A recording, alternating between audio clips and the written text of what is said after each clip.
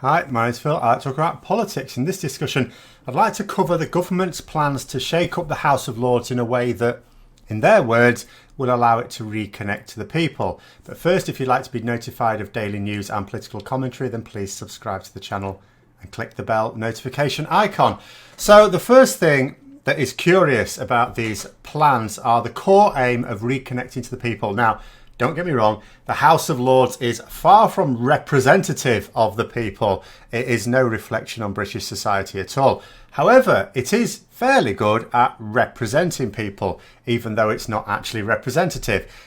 Peers have had their honours. They no longer need to brown nose for political favour, so they can act as they think best. Certainly there's still corruption there, but ironically much less so than in the Commons, where all MPs need something still, unless they are literally about to retire. So in this statement, especially coming from Dominic, Cummings and Boris Johnson, that would immediately get me suspicious. Then there's the plan, if we can call it that. So the House of Lords is mostly unelected. They are essentially political opponents, very much along the same lines as the US Supreme Court. So if you wanted the House of Lords to really connect with the people, certainly connect much more so than it does, what is the obvious reform to make? Yes, of course, that's right. You would make it a democratically elected assembly. The connection would then be obvious. It would be directly elected by the people, and the fact that they would be democratically elected would mean that they can act without deference to the House of Commons. Now, take their current work on the Brexit withdrawal bill, for example. Now, being unelected, the Assembly has a bit of a history of not seeking to block legislation that has a democratic mandate. This tends to mean that it won't block legislation that was promised in a manifesto for which the party that promised it won a majority in the Commons. Of course, the Conservative Party promised to leave the EU and to leave the EU in January. There's a piece of legislation going through the Lords this week about that. They won't seek to block it. That being said, there are a lot of amendments to the withdrawal bill that Boris Johnson has added since the election that were no part of his manifesto at all, not promised in the campaign, that the Lords will feel is fair game to remove. In particular, they'll feel it particularly fair game for anything that Boris Johnson promised and has now gone back on. They will feel free to go, well, actually, you promised this in the election, so we're just going to put it back. This week, we will see what the Lords will do about it. It will be interesting. But the point is that they constrain their own power to amend bills. If they were elected, however, they could represent a genuine check to the House of Commons, because the way it works at the moment is the House of Commons will moan and go, oh, you're not elected, we were elected, you need to do what we say. The Lords, of course, will go, well, we're not going to. If they were elected, they'll go, well, we were elected too. And it's as simple as that. Very much, I suppose, the way the US Senate works, I suppose. But that's not what's being proposed. You know, Boris Johnson, Dominic Cummings are not proposing that the House of Lords be reformed so that it is democratically elected. So what are they proposing to establish this reconnection? They're going to move it. I mean, the House of Parliament is pretty ancient. Every now and then, parts of it need maintenance, refurbishing. So the Lords is going to need that in a few years anyway. And so their master plan is to move it from London into another city such as York. York is being mentioned. And geographically, of course, York would represent a much more central location in the country.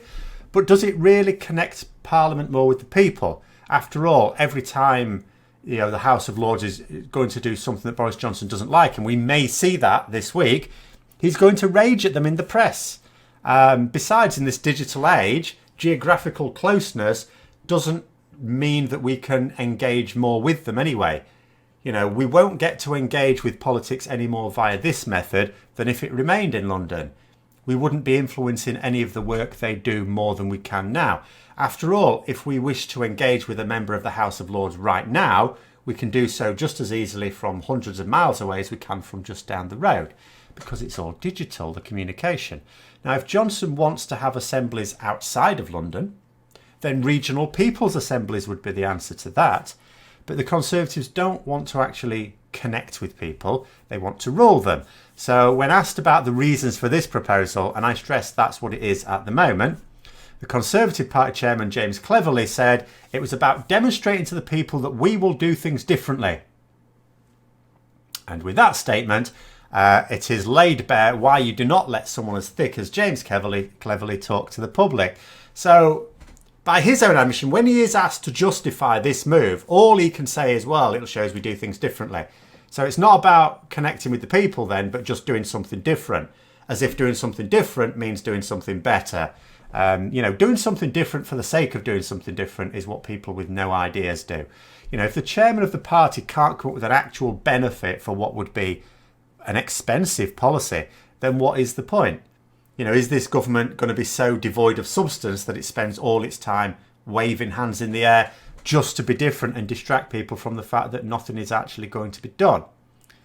I suspect not. I suspect this is just James Cleverly being James Cleverly and not really understanding anything. In reality, I'm sure there will be substantial benefits to Boris Johnson and Dominic Cummings, or at least perceived benefits. They'll be doing it for a reason that benefits them.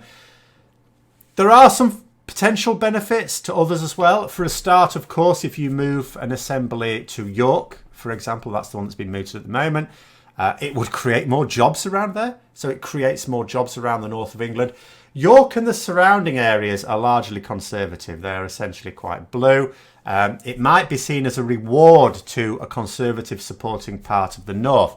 It may also be that removing the Lords from London has the effect of not so much connecting with people, but disconnecting from the rest of Parliament and Whitehall. In this day and age, it sounds like a sort of madness that communication isn't done more digitally, but it isn't. So much of what Parliament does and its proceedings are archaic. Having the Lords move 200 miles north might work to weaken them in its job of scrutinising the government. Bear in mind, there is a plan at the moment to move press briefings from Westminster to Downing Street. Now, that would do a number of things that would be very much against allowing the press to hold the government to account. But one of which is, well, the journalists, suggested to me, journalists are based around Westminster.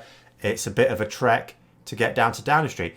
Well, if it's a bit of a trek to get from Westminster to Downing Street, which are both in London, how much more of a hassle is it going to be to get to York 200 odd miles north?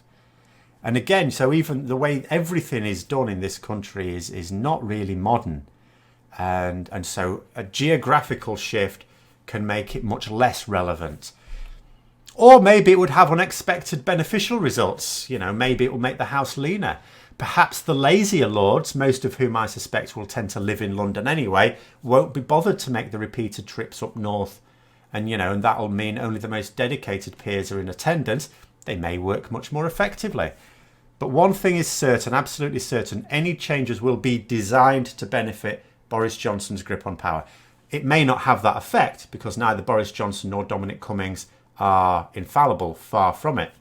But it will certainly be designed for that and therefore be to the detriment of the people. So anyway, those are my thoughts. Let me know yours in the comments below. I hope you found the video interesting. If you did, don't forget to click the like button. And if you'd like to support the channel further, then please also click the Patreon link for details. And until next time, I'll see you later.